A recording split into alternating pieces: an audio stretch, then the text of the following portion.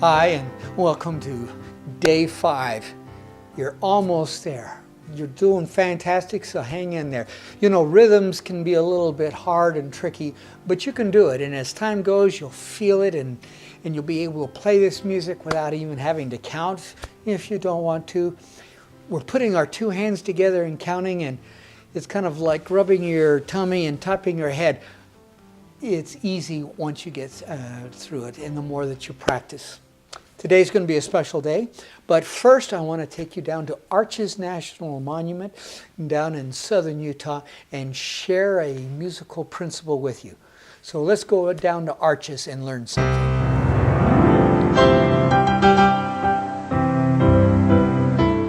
Hi, and welcome to day 5. Today we're here at Arches National Monument, and we're going to climb to the top of the mountain over there to see Delicate Arch and learn a new musical concept.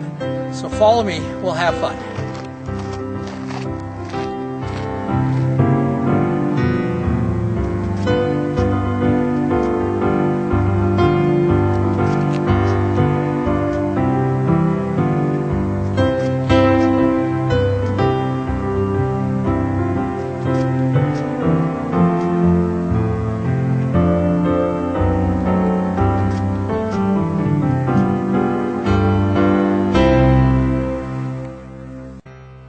Let me give you a hint. The concept we're going to learn today is about pauses. So follow me.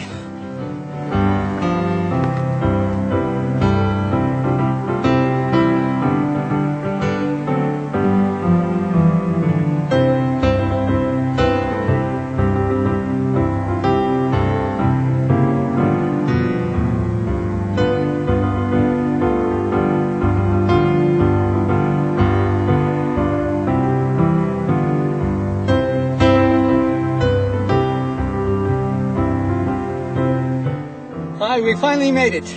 Now to learn our next musical concept. It's used for a pause or a rest, and it is called a fermata.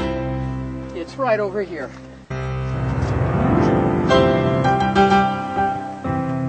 Okay, with the arch, it represents the fermata. Oops, just a minute. Oh yes, dear. I'll tell them. Thank you, dear. All right, goodbye. My wife says we're supposed to have a dot at the bottom of the fermata. So hold on, and I'll be the dot. Hold on.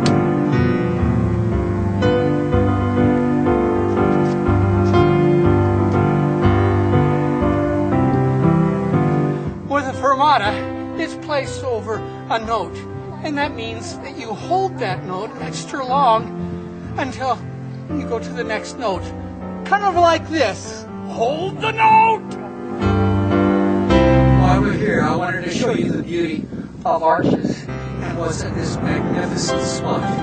This is the valley on the other side of the arch.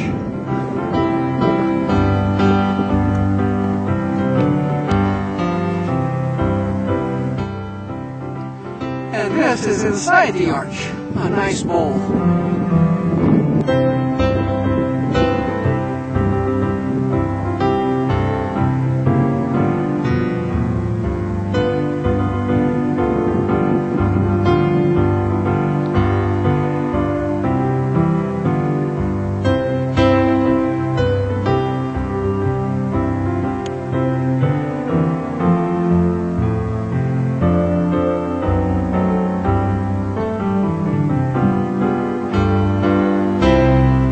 That was a lot of fun, wasn't it?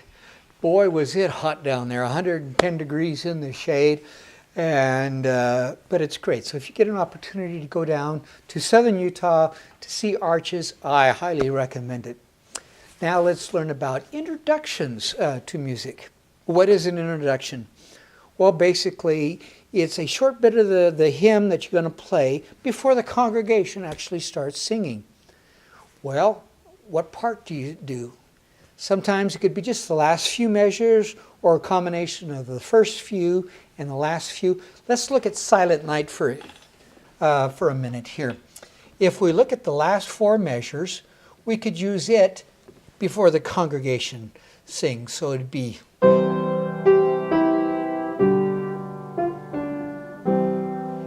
the congregation starts. So in that case, we use the last four measures. Let's now use the first four measures and the last four measures, and you can see how that sounds as an introduction. So this is the introduction.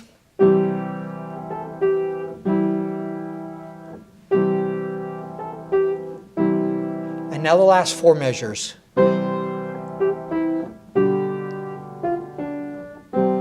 And now the congregation starts. So you see the introduction can be, just a couple of measures or beginning or the end. What I recommend is that you take your pencil out, your red pencil, and mark what you're going to do for the introduction when you're playing, whether it be the first two or the last four. Usually four measures is a good introduction to that. Another thing too is that you can kind of slow down at the end of the introduction to give them a feeling that it's going to start. So it's dum da dum dum da da da.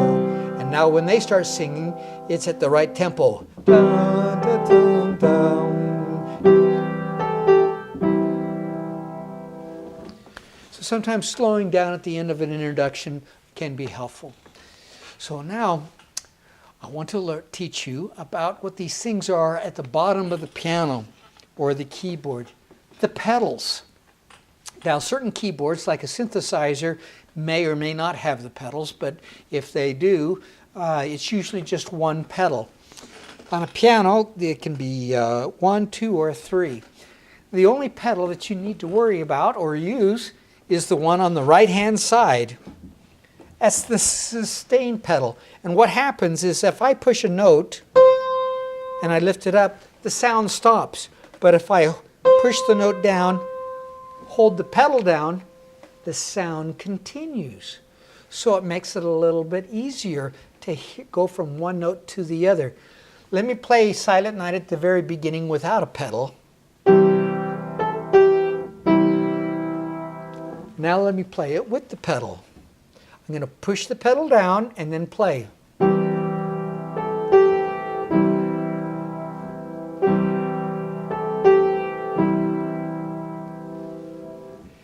It makes it a little bit more beautiful, more musical in there. Now, how long do you hold the pedal down? Well, I suggest you hold it down until it gets muddy. What do I mean by muddy? Listen to this.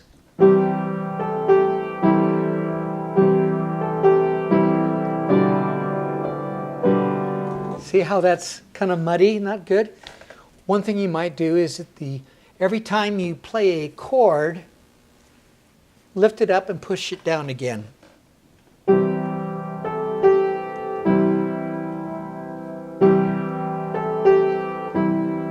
Lift it up and down, lift it up.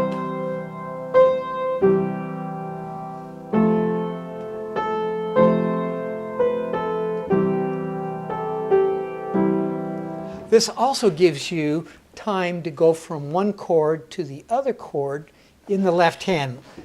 Listen to this. See, I can lift my hand up. Now I can go to a G chord, lift it up, go to the F chord, lift it up, and back to a C chord. So pedals add a lot to it, but you just have to be mindful that it doesn't get too muddy, that you lift it up. So, now today we're going to learn two hymns, Come Unto Jesus and Hope of Israel. So get your music out and we'll begin here in just a second.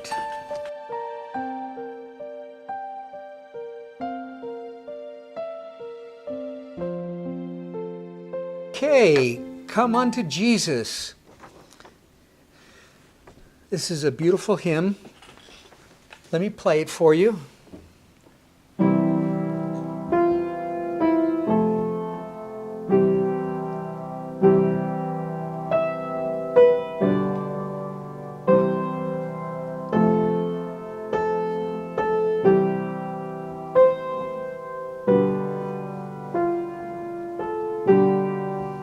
And then it repeats like the beginning. Now it's going to go up to an F. There's your fermata, which means hold it.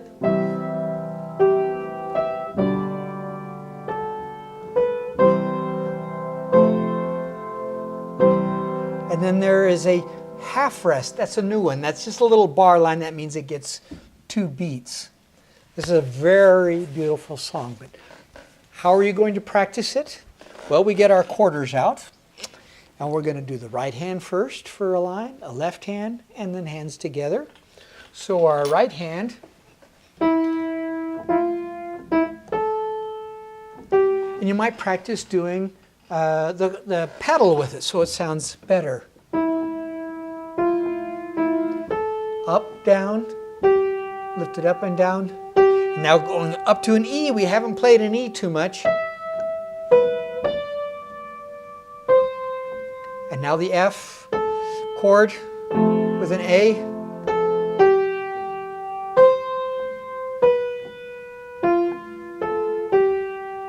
And now it repeats like the first line. And the chords once again, what are the 3 chords? C, F, and G, right? So that's not too hard to practice on that. And if I was going to do an introduction, maybe the last line. Let's see. Maybe the first line and then the last line.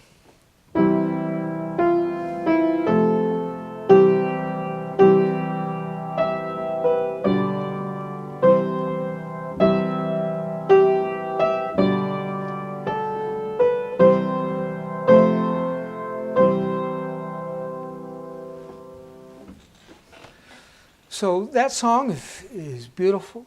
Practice your right hand, practice your left hand. And the last song is Hope of Israel.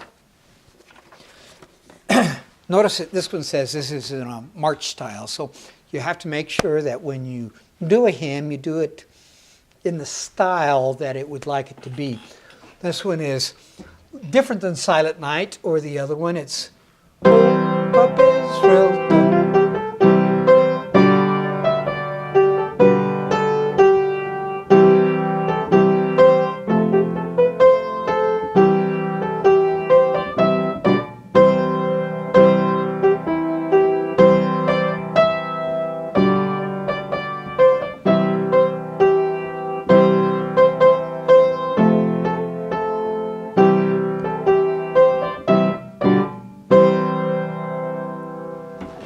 Don't let this one scare you. It's fast, and it may take you a while to get it up to that speed, but at first you practice it slow. But I wanted you to see what it sounded, looked like and sounded like. And so on the rhythm on this, this one is 1, 2, and 3, 4. 1, 2, and 3, 4. 1, 2, and 3, 4. 1, 2, 3, 4. 1, 2, and 3, 4. 1 and 2 and 3, 4. 1, 2, and 3, 4. Now notice sometimes I can use 1 and 2 and, or I say 1 2 because sometimes it's easier to say that than 1 and 2 and. So here it's 1, 2, and 3, 4, and 1, 2, 3, 4, 1, 2, 3, 4, 1, 2, 3, 4, 1, 2, and 3, 4, 1, 2, 3, 4, 1, 2, 3, 4, 1, 2, 3, 4, 1, 2, 3, 4, 1, 2, 3, 4. Notice what I did a little bit with my left hand there. I can do my left hand to kind of do a beat. 1, 2, 3, 4, 1, 2, 3, 4. So I'm kind of counting with my left hand. That's good sometimes when you're just worried about your right hand and not worried about your left hand. You can have a little beat, going there, or tapping your foot, and then adding the pedal. 1, 2, 3, 4. 1, 2, 3, 4.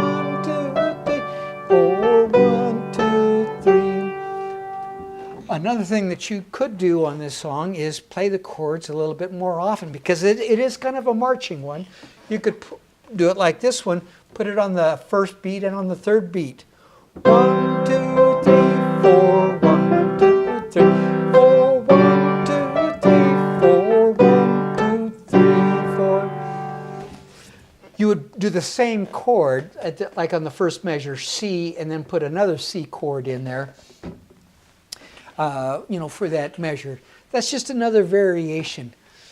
You can play these fast and slow. A lot of times we'll do prelude music, and we may want to do not as quite as marching, but very soft as people are coming in. So you could do.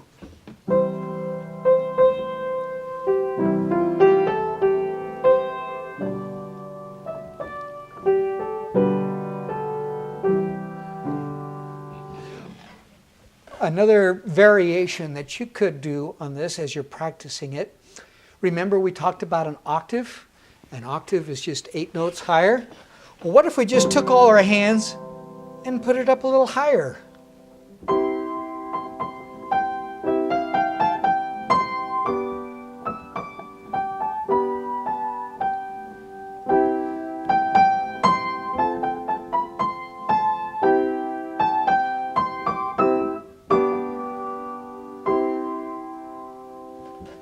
Now, for those that really want to have fun and to learn this, try putting your left hand on top of your right hand.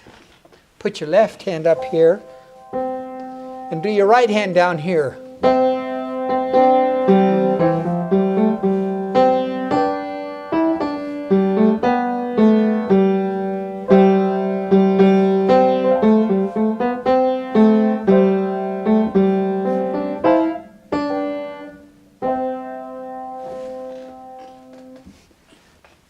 The idea is have fun with it, and as you're practicing it, you can practice it different ways, up here, down here, in the middle, and that's what's fun. That's the importance of music, is to have fun, but then also see how you like it in different sounds, because if you're doing prelude or postlude music, you don't have to follow the congregation. You can do your own kind of interpretation and have fun with it. So today, we've learned a little bit about a fermata, on how that makes it a little bit more expressive. You hold it. We've learned about using the right pedal, or the pedal for that, on a keyboard. And we've got our 2 new hymns. So practice those. Use your quarters if you have them. Color in your chords. And if there's a portion that is really kind of hard for you, what I suggest is get your red pencil out and circle it really hard. So when you come to practice, what would be the first thing that you would practice? The part that you have circled that is the hardest. You don't need to practice the part that you already know. You need to practice that portion which is still giving you problems. So one of the keys to learning music is, how do I practice? You use quarters. You do fast, you do slow, you practice the parts that are hard. Learning how to practice is one of the key elements. And if you can learn that, when you're having to learn a whole new song or hymn on your own, you'll know, how am I going to approach it? How am I going to be successful with it? So good luck today. We'll do day 6 tomorrow. I'm excited. Work hard, and may the Lord bless you.